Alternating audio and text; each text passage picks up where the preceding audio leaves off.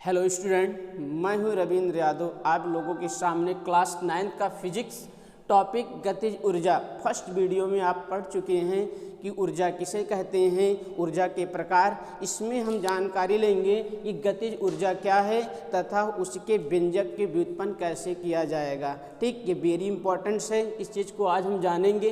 तो सबसे पहले हम गतिज ऊर्जा की बात करते हैं। गतिज ऊर्जा किसी वस्तु में गति के कारण निहित ऊर्जा को गतिज ऊर्जा कहते हैं। अर्थात जब कोई वस्तु गति करती है तो जो उसमें ऊर्जा डिफाइन की जाती है वही हमारी क्या होती है, गतिज ऊर्जा होती है। ठीक, तो ये इसका गतिज ऊर्जा का जो व्यंजक होता है, अर्थात यहाँ का काइनेटिक एनर्जी के रूप में जो आपका प्राप्त किया जाएगा वो K = होता है 1/2 mv²। 1/2 mv², ये आपका गतिज ऊर्जा का व्यंजक होगा, यही गतिज ऊर्जा का व्यंजक होगा। ठीक, K = 1/2 mv²। m क्या होता है, द्रव्यमान, जिसको हम मास बोलते हैं। v क्या होती है, वेलोसिटी होती है, जिसको हम वेग बोलते हैं। अर्थात किसी वस्तु को विस्थापित करने में किया गया कार्य। ठीक, तो यहाँ सबसे पहले गतिज ऊर्जा बता दिया गया। किसी वस्तु में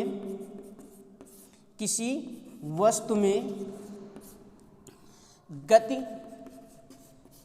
के कारण निहित ऊर्जा को गतिज ऊर्जा कहते हैं। निहित ऊर्जा को गतिज ऊर्जा कहते हैं। अर्थात किसी वस्तु में जो गति के कारण ऊर्जा प्राप्त की जाती है वही आपकी क्या होती है, गतिज ऊर्जा होती है। और गतिज ऊर्जा की जो यूनिट होगी, अर्थात जितनी भी ऊर्जाएं होती हैं टाइप्स में, वो आपकी अगर हम डोनेटेड करेंगे, यूनिट को डिफाइन कराएंगे तो आपकी क्या हो जाएगी, जूल हो जाएगा। इसका मात्रक क्या हो जाएगा, जूल। अब इसके व्यंजक ये हैं, हमारा K = 1/2 mv², ये हमारा व्यंजक होता है। ये गतिज ऊर्जा की डेफिनेशन दी गई है कि किसी वस्तु के गति के कारण निहित ऊर्जा को गतिज ऊर्जा कहते हैं। चलिए हम यहाँ इसके व्यंजक को प्राप्त करते हैं। क्या करेंगे, इसके व्यंजक को प्राप्त किया जाएगा। ठीक, इसका व्यंजक क्या होगा।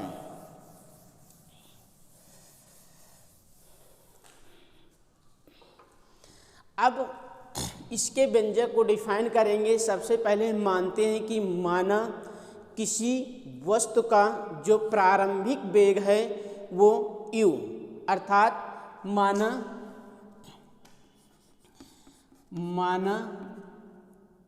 m द्रव्यमान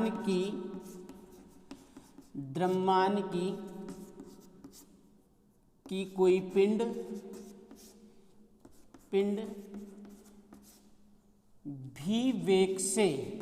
भी वेग से गतिमान है, भी वेग से गतिमान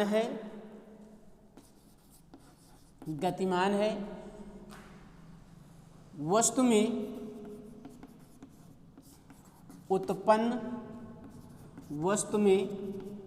उत्पन्न त्वरण a, अर्थात एक्सीलरेशन a है।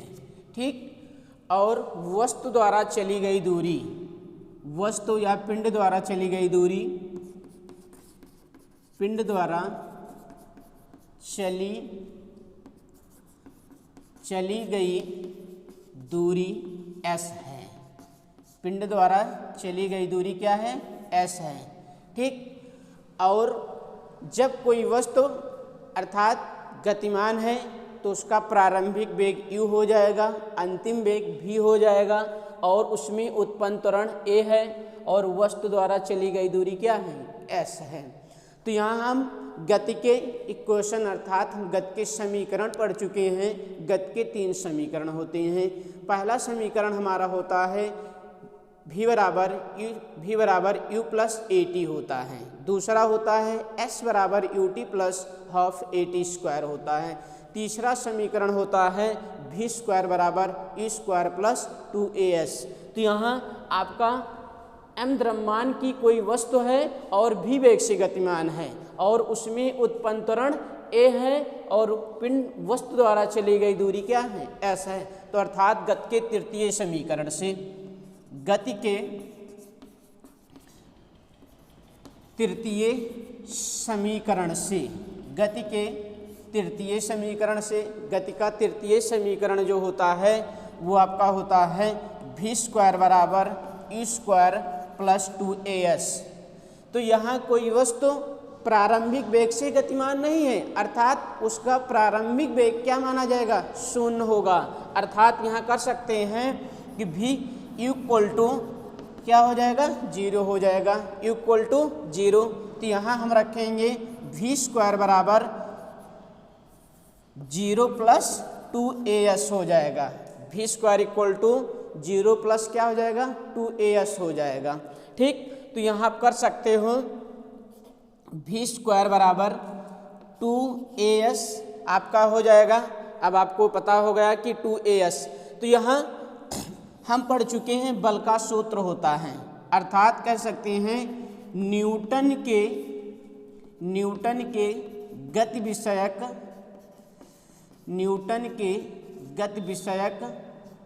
द्वितीय नियम से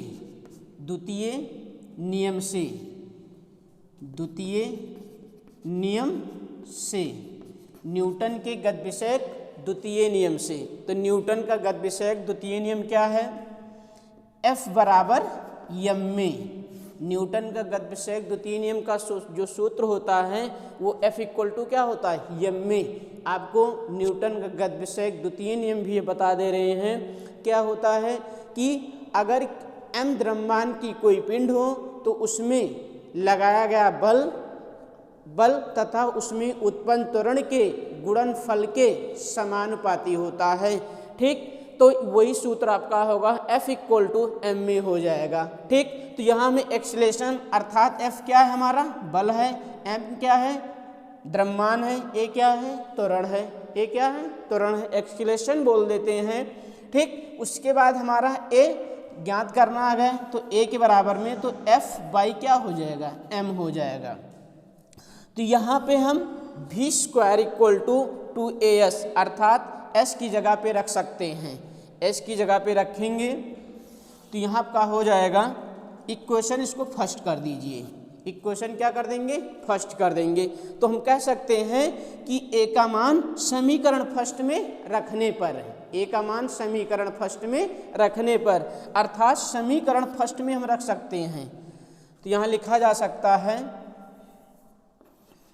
a का मान समीकरण फर्स्ट में रखने पर। ठीक, समीकरण फर्स्ट आपके सामने लिखा गया है v² इक्वल टू 2as। तो आपका हो जाएगा v² इक्वल टू 2 गुणे a की वैल्यू क्या है, f अपान m। तो आपका हो जाएगा f अपान m गुणे क्या कर सकते हो, s हो जाएगा, जो कि ऑलरेडी पहले आपका s है ही है। उसके बाद हम क्या कर देंगे, जब इसका गुणा करेंगे तो v² बराबर 2f गुणे s बाई m हो जाएगा।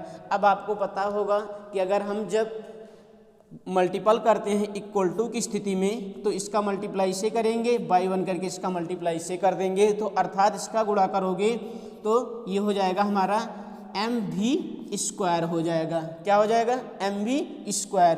उसके बाद जब इसका गुणा कर देंगे तो हमारा हो जाएगा 2f गुणे s हो जाएगा। ठीक, आपको पता हो गया होगा। उसके बाद यहाँ लिख देते हैं, ठीक, समझने के लिए। तो यहाँ हम लिखेंगे तो आपका हो जाएगा,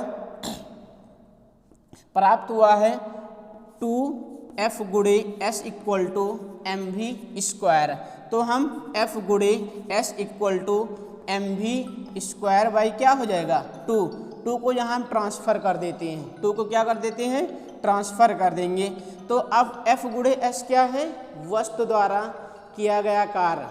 जैसे अब आपको पता है, यहाँ लिख दे रहे हैं सूत्र कि बल बराबर हो आपका होता है, कार्य बराबर हो जाएगा आपका, कार्य बराबर बल गुणे विस्थापन, कार बराबर क्या हो जाएगा, बल गुणे विस्थापन, अर्थात W इक्वल टू एफ गुणे एस होता है। W इक्वल टू क्या होता है, एफ गुणे एस। तो जहाँ एफ गुणे एस है वहाँ हम क्या कर सकते हैं, W कर सकते हैं। तो ये U इक्वल टू लिख सकते हैं उसको हाफ mv स्क्वायर, क्या कर सकते हैं, हाफ mv स्क्वायर, अर्थात ये जो किया गया कार्य है वो गतिज ऊर्जा के क्या होगा, बराबर हो जाएगा। तो लिख सकते हैं किया गया कार्य गतिज ऊर्जा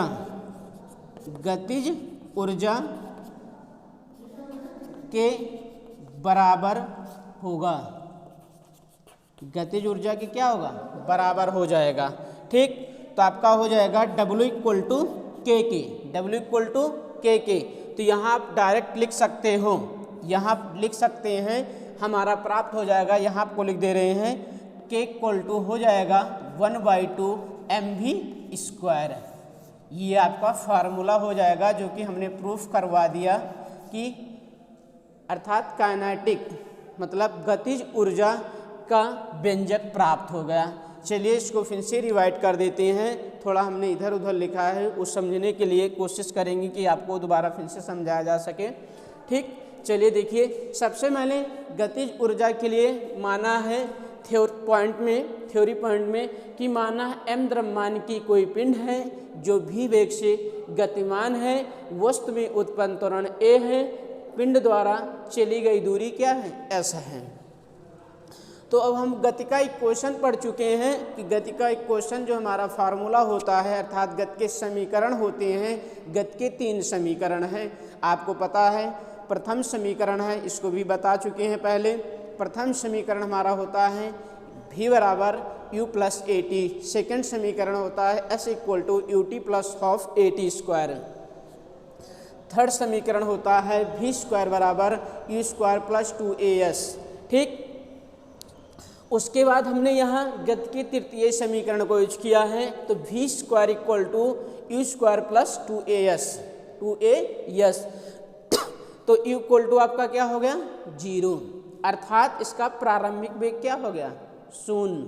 क्यों, क्योंकि जब कोई वस्तु मतलब गतिमान अवस्था में होती है, अर्थात वो प्रारंभिक वेग से गति नहीं करती है, तो उसका प्रारंभिक वेग 0 ले लेते हैं। तो यहाँ u इक्वल टू आपका 0 ले लिया गया, तो v square equal to 0 plus 2as कर दिए, 2as। ठीक, तो v स्क्वायर इक्वल टू हो जाएगा 2as। समीकरण क्या कर सकते हैं, इसको फर्स्ट मान सकते हैं, लेट्स कर लिया जाएगा आपका। अब यहाँ हम पढ़ चुके हैं न्यूटन के गति विषयक द्वितीय नियम से, न्यूटन के गति विषयक द्वितीय नियम से। तो न्यूटन का गति विषयक द्वितीय नियम है F इक्वल टू एम में, F इक्वल टू है m में, अर्थात a के बराबर में फाइंड करेंगे तो a equal to f by क्या हो जाएगा, m हो जाएगा, a इक्वल टू हो जाएगा f बाई m। तो यहाँ हम इसको इक्वेशन फर्स्ट मान लिए हैं, तो इसको रख सकते हैं v square equal to a की जगह पे हमने रखा है f बाई m गुणे s। ठीक, अब इसका क्या किया हमने, गुणा कर दिया, तो v स्क्वायर इक्वल टू 2 गुणे m f गुणे s। ठीक, बाई m हो जाएगा, फिर इसका इंटू कर देंगे, mv square equal to 2m 2f गुणे s हो जाएगा। अब यहाँ हमने आपको लिखकर यहाँ दिखा दिया है, तो यहाँ क्या करेंगे, f2 को हम ट्रांसफ़र कर देंगे तो ये डिवाइड में आ जाएगा, क्योंकि यहाँ मल्टीप्लाई की कंडीशन में था। तो f गुणे s equal to m v square by 2 हो जाएगा।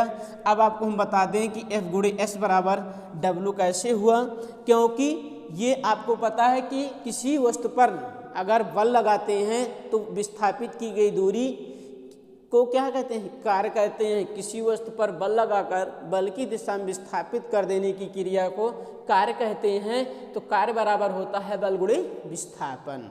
ठीक, समझ में आ गया होगा। W इक्वल टू आपका F गुणे S हो जाएगा। W इक्वल टू क्या हो जाएगा, F गुणे S, अर्थात यहाँ आपका जहाँ F गुणे S है वहाँ हम क्या कर सकते हैं, W पुट कर सकते हैं, रख सकते हैं, जो कि किया गया कार्य। अब इसको यहाँ हमने स्टेट माना गया है कि किया गया कार्य गतिज ऊर्जा के बराबर होता है, अर्थात जो किया गया कार्य होगा वो ऊर्जा के क्या होता है, बराबर होता है। किया गया कार्य ऊर्जा के बराबर हो जाएगा। तो यहाँ W इक्वल टू के, तो हम W की जगह पे के रख देंगे तो हमारा फार्मूला हो जाएगा के इक्वल टू 1/2 mv²। इस तरीके से हमने गतिज ऊर्जा के फार्मूले का अर्थात उसके व्यंजक की व्युत्पन्न कर लिया है। अब इसका मेन क्या होगा, यूज कैसे करेंगे, इस पर हम न्यूमेरिकल्स लगाते हैं, आंकिक प्रश्न लगाते हैं कि किसी वस्तु की गतिज ऊर्जा क्या होगी। तो चलिए हम न्यूमेरिकल लगाएंगे, इस पर देखेंगे कि न्यूमेरिकल्स क्या होगा हमारा। वीडियो को आप देखकर समझ सकते हैं कि गतिज ऊर्जा का व्यंजक कैसे प्राप्त किया गया है।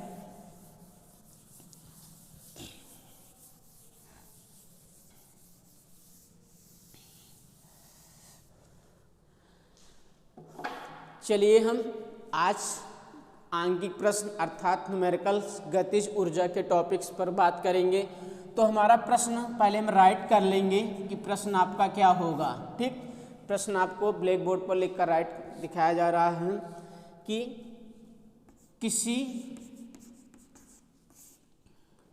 किसी पिंड का द्रव्यमान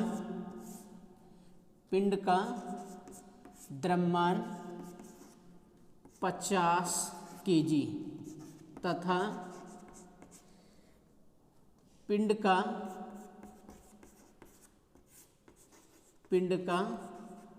वेग v इक्वल टू आपका दिया गया है 10 मीटर प्रति सेकेंड। तो पिंड द्वारा गतिज ऊर्जा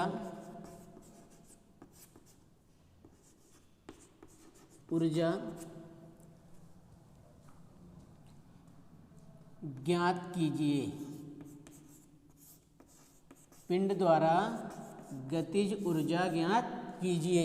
आपका क्वेश्चन लिख दिया गया है, इसको आप ध्यान से देख सकते हैं। ठीक, कह रहा है किसी पिंड का द्रव्यमान, सॉरी यहाँ हमने द्रव्यमान नहीं लिखा है, द्रव्यमान लिख देते हैं। पिंड का द्रव्यमान, किसी पिंड का द्रव्यमान 50 किलोग्राम तथा पिंड का जो वेग दिया गया है v इक्वल टू 10 मीटर पर सेकेंड स्क्वायर। तो पिंड द्वारा गतिज ऊर्जा ज्ञात कीजिए। तो अब गतिज ऊर्जा, पिंड द्वारा गतिज ऊर्जा ज्ञात करने का, तो सबसे पहले हम क्या करते हैं, जो क्वेश्चन में आपका अर्थात जो क्वेश्चन में आपका दिया होता है उसको सबसे पहले नोट कर लेते हैं कि हमारा मान क्या क्या है। तो यहाँ हम लिखेंगे, तो आपका लिखा जाएगा पिंड का द्रव्यमान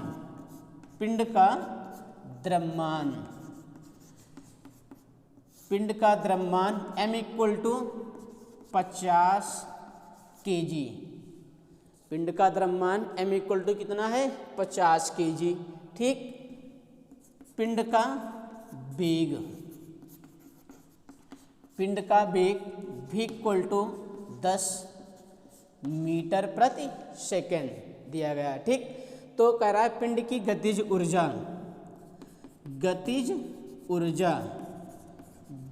ऊर्जा बराबर आपका होता है, अर्थात के इक्वल टू होता है 1/2 mv²।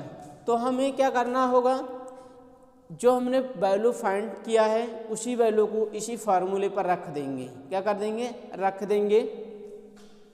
तो के इक्वल टू हमारा हो जाएगा, के इक्वल टू यहाँ हम कर सकते हैं 1/2। अब m की वैल्यू क्या है, 50 गुणे v की वैल्यू क्या है, 10 मीटर पर सेकेंड स्क्वायर, अर्थात 10 का स्क्वायर हो जाएगा। ठीक, तो के इक्वल टू 1/2 50 मल्टीप्लाई आपका।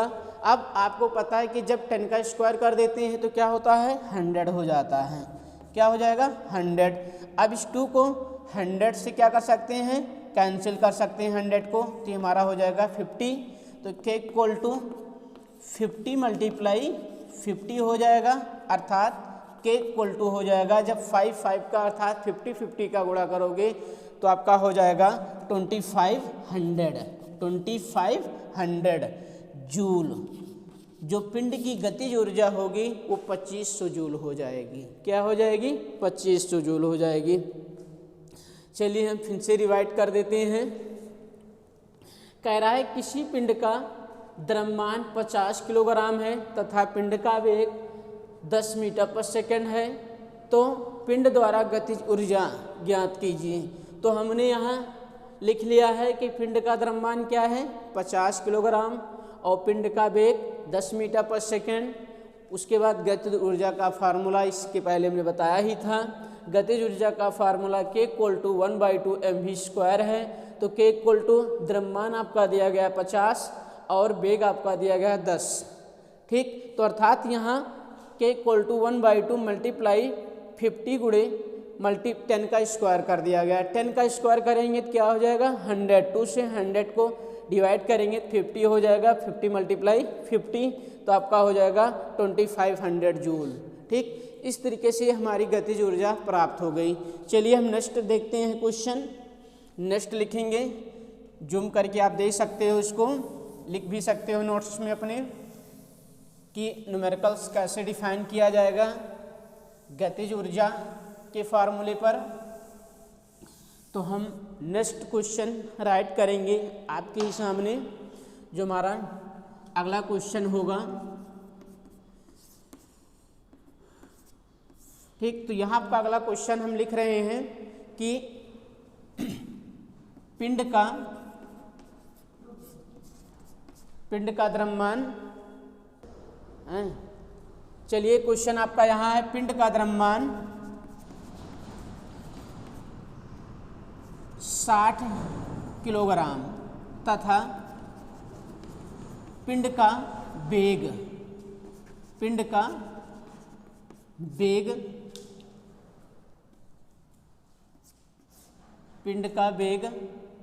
v = आपका दिया गया है 50 मीटर प्रति सेकंड है। तो पिंड की गतिज ऊर्जा ज्ञात कीजिए। पिंड की गतिज ऊर्जा, सिंपल सा है क्वेश्चन आपका। उसी तरीके से जो हमने बताया भी न्यूमेरिकल फार्मूला आपको लिख दे रहे हैं। K = 1/2 mv²। इसी फार्मूले पे ही आपका न्यूमेरिकल्स डिफाइन होगा। आप स्वयं कोशिश करके इस न्यूमेरिकल इसी फार्मूले पर हल कर सकते हो। चलिए हम आपको नेक्स्ट वीडियो में मिलेंगे अगले टॉपिक के साथ। धन्यवाद।